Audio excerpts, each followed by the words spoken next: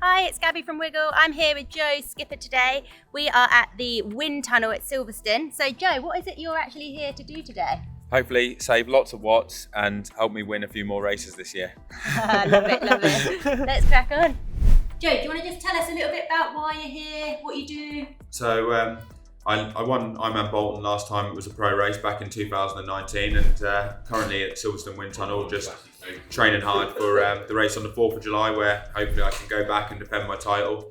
And we're just checking positions now, not just for Bolton obviously on the 4th of July, but looking ahead to Kona as well, the World Championships in October.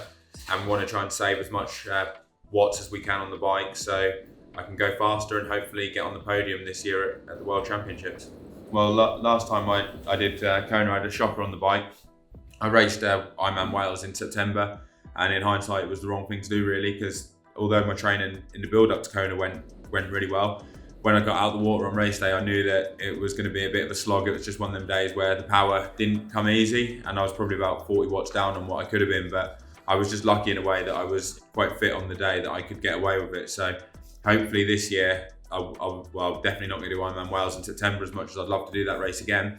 I'll be able to put out the power that I can do, and with the savings that we'll make today, it will be a massive difference on the bike, and I think that'll set me in really good stead for the race. I did the wind tunnel very briefly a few years ago and we saved a few watts, maybe like 5 or 6, but I honestly haven't got a clue because I don't really know where my baseline was, because Harry, who was doing it with me, was just so quick, boom, boom, boom, like going for everything. I don't know how much quicker it was. He would just say, yep, that's quicker, that's slower, and then we'd be on to the next one. So if I could save 10 watts, I think I'd be over the moon with that. That's probably about 3 minutes over the course of an Ironman bike leg, so that would be a massive saving. So Joe, do you actually run tubeless on your bike? Yeah, so for the Ironmans, I run tubeless tyres. Basically, if you run tubeless, if you get a puncture, the reason behind it is you can carry on. Hopefully, it will seal it at like 40 or 50 psi. Yeah. To be honest, I've punctured a few times and it's kept it about 80 psi. So I've been able to get to the end of the bike leg. I didn't even know I'd punctured, and you could see the white foam that had like sprayed out. So it saved me in that. It's also supposed to be a bit quicker. Like I think the tyres that I'm running are about 1 or 2 watts faster than the clinchers. So a bit faster, a bit more protection from punches. The only problem is they're a real pain in the ass to put on. Put on. But other than that, yeah, I think they're a winner. So do most people use tubeless, or is it a bit of a mix? It's a bit of a mix. I'm surprised everyone doesn't run tubeless, to be honest, but I would say probably it's 50, maybe 60% tubeless, and the rest are running clinchers. Some people still running tubular tyres, which are like really old school, like, I mean, a lot of the pro cyclists run them because they've got team cars, so you can run them when they're flat and they're a bit lighter. But for Ironman triathlon, I think they're dreadful, really, because you punch you're out the race. That's it. It's game over. Then you're done, aren't you? You're done, yeah. How does paceline affect like the amount of power that you're putting in? So, like, that's a big problem at the moment now in like Ironman races and other races, because you can be 10, 12 meters behind the rider in front of you. So when you've got like 4 or 5 riders, or even like 10 riders, the difference you save in power is absolutely huge. Like, I did a race in May, and at one point I was 4th or 5th in line, and I was saving about 50 or 60 watts, which is huge. You know, that's like the difference between riding 300 watts on the front, 320, which is what I was doing, and then I was putting like 250, 260 in 4th or 5th, and then there's other guys that are in 8th or 10th place that are probably putting out 200 watts. So it means that like you don't have to be that strong on the bike to stay there, which I personally think is like ruining the sport a bit, because it means that people that aren't strong on the bike can hang in there and then do a good run. Yeah, almost turns it into more of a swim run race than a swim bike run. So yeah, it does have a massive effect on the bike. Joe, what about when you're cycling with a tailwind? Is it better to still be in the aero position then? Yeah, so when you're in a tailwind, you definitely want to stay aero, tuck in as aero as you can be, but it's probably a good time to like ease off the power a bit. So say you wanted to hold, I don't know, 250 watts or whatever your power is into the tailwind, you might knock it back to 220, 230. You just tuck it in, hold an aero position, but use it as a bit of recovery. And then when you get into the headwind, you want to obviously keep aero as well, but like you can put a bit more power, because you'll make more time up pushing hard into a headwind or a harder section of the course than you will pushing hard into a tailwind. But you still want to keep aero in the tailwind, because otherwise you're just going to make it harder work and slow yourself down. So Stephen, can you just talk us a little bit through what you actually do here at the wind tunnel, and a little bit of, like, the data and... Yeah, so basically when it comes to the wind tunnel, what we're trying to do, explain in layman's terms, okay, is you have You're reducing your CDA and your drag basically, nuisance of drag. The whole idea is that you start reducing the figures to actually get you faster through the air, so you get from point B to point B quicker. But also what you're trying to do is not lose power at the same time. So what we have some glorified scales underneath basically, which measure everything. Okay, so what we do basically is we put the rider onto the bike, which is then put onto a rig in the tunnel, and then we basically tear. What tearing means is we use the scales underneath to do a calculation.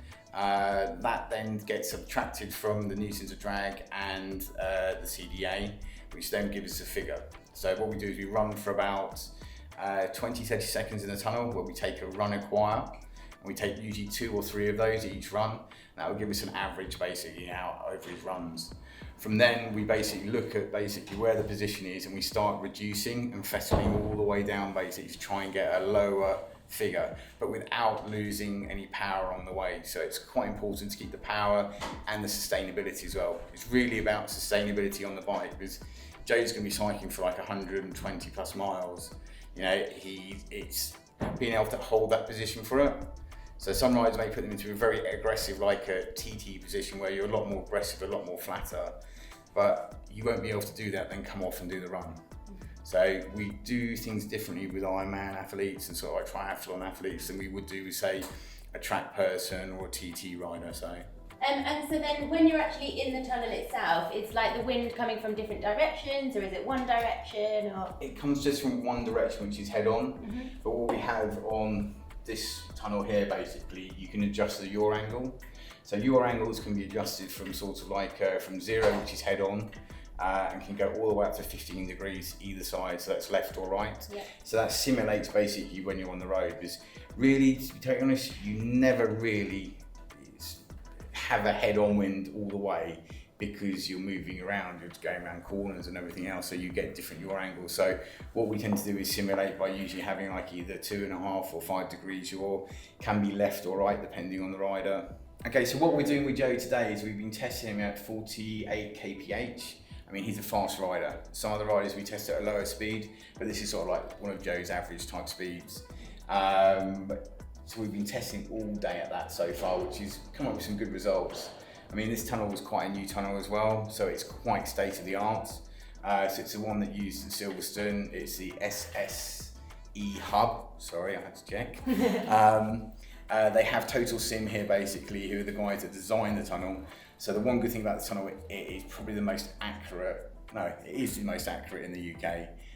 It gets updated like every single month. So this is the one good thing about this tunnel. Most tunnels get built and then, you know, they get updated every maybe year or every 6 months, but they have the guys that actually built this tunnel on site, so they just keep everything going basically. There's new updates, like I came in today, there's some new stuff that's been put on to make things a lot easier, which is really good because they simplify it, so they don't get too techie. I like just to give people just the raw figures, the raw data, and give it in layman's terms, because some people get very confused with all the nitty gritty of figures. And so I'm here with Tara from DHB. Hi Tara. Hi. And so we've actually had a question through from one of our followers, just wanting to know why you should wear an Aero jersey versus, you know, just a regular jersey when you're cycling. Should you wear one that's just a bit smaller instead? This is often quite a common question for a lot of people. We actually use different fabrics that are more specific to aerodynamics. So we always use the golf ball concept. Yeah. And depending on the texture of the fabric, the air can be disrupted to flow through and flow over it nice and smoothly. Whereas if you were just using a normal fabric, it might not flow as smoothly, it might not be as kind of streamlined. So it's always important, if you do want those aero gains, to wear an aerodynamic fabric. Perfect, explained. Tara, do you want to just talk us through what he's actually testing right now? Yeah, so at the moment he's wearing his new Aero Lab tri-suit, which over the last 2 years we've completely redeveloped. We knew that when we first started out our triathlon apparel, we kind of were comparing it to cycle. We knew that we shouldn't be doing that because triathlon is such a specific sport. Yeah. So we've actually got in new designers and developers who are specific to triathlon. Amazing. And we've completely redeveloped the suit. So it's really exciting to see Joe not only compete, but obviously testing it in the wind tunnel today. And hopefully later on he's going to be testing out some of our speed suits as well. Ooh, exciting. Current and future Yeah. suits. So we're going to be able to see if we've made many See improvements. differences. Yeah. Yeah, Oh, should so be really exciting. exciting. Can't wait to see him in it. Yeah. So Harry, you're obviously, massively involved in the design of the aero stuff on Joe's bike. So, have you got any tips on how to actually reduce like the frontal area on his bike, and for others that are looking to get more aero? Yeah, sure. One of the problems with aerodynamics is that there's no set rule that works for everybody. So you have to do sessions like this in the tunnel or on the track or with aero software live in the field to get the data that you require. But generally, you want to reduce the frontal area, and you can do that usually by reducing the elbow width. Most triathletes ride with an elbow pads that are too far apart. Keep your head low and keep your shoulders shrugged. That's the biggest tip I could give, because you'll see a massive reduction. Most people will see a massive reduction in aero drag just by shrugging their shoulders like that. You'll knock a couple inches off the width of your body, and you could literally get a quarter of a mile an hour or something in that region just by doing that alone. That's incredible. That's a top tip. Amazing. So we've actually had a question from one of our followers just asking about, your bike computer and if there's like a good position to have that on their bike. Is there any tips you can give about that? Well, I would say if you've got your hands like that, you'd ideally want it behind your hands, so it's like not hitting the wind. Like I've seen some people where they have their computers and it rises up above their hands, and it's just like creating more drag. So behind your hands, some people have their hands like over it, and their hands will completely cover it, and then if they just want to look, they can just kind of move like that and you can see it. But you really want it out of the wind, because if it's hitting the wind, it's just going to create So like just tucked extra away, just tucked really. away. Yeah. So we've actually had another couple questions just asking about the aerodynamics of like helmets and if that kind of can affect you. So the helmet can make a decent difference. Like it all depends on what position you've got. Like ideally you want the helmet to cover the bit at the back, to be flat to your back when you're riding. But depending on the position that you've got, a different helmet can make a completely different difference. So if you're higher at the front, that one helmet that works well there won't necessarily work well when you've got a lower position. So really the only way you can really tell what works for you is to do testing in the wind tunnel on the track, or if you did some local time trials, I guess you could get, and it's not as accurate, but you could get a bit of an idea if you try different helmets and see how you compare to other riders. So it is a bit of trial and error. A bit of trial and error, because it completely depends. You could have a helmet that works really well for you and is fast in one position, and you change your position to a faster position, but then that helmet that was fast is no longer fast. It's actually a slow one.